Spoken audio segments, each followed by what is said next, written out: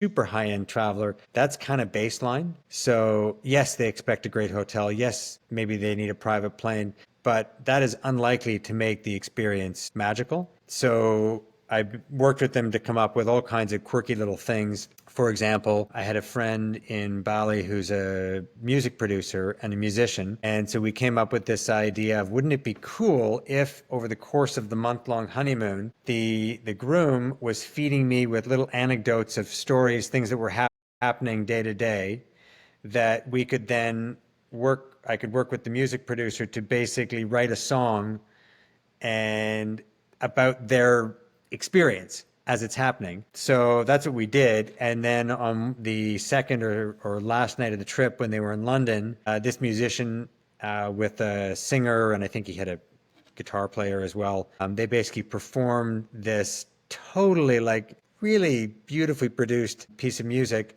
for the guests in their suite at this beautiful hotel in London.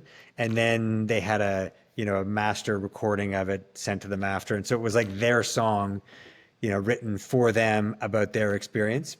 And then for the same couple, when they were in Paris, I knew was really into fashion, like really into, his outfits and his look. She was as well, but he was like a crazy fashion lover. And so I said, why don't we find a world-class fashion photographer to meet you in Paris for a day, and we'll rent a beautiful Citroën DS, the beautiful 1960s, 70s Citroën car, and we'll do a private fashion shoot in the streets of Paris. So that's what we did. So I got this great photographer, and he picked them up at their hotel, and we rented this great car, and they basically did, a fashion shoot with like the Eiffel Tower in the background and the Champs-Élysées in the background. And so I do stuff like that, but only if I find it has to be really the right kind of guest, because I've done so much trip planning in my life that I'm really only excited if it's kind of an extreme challenge.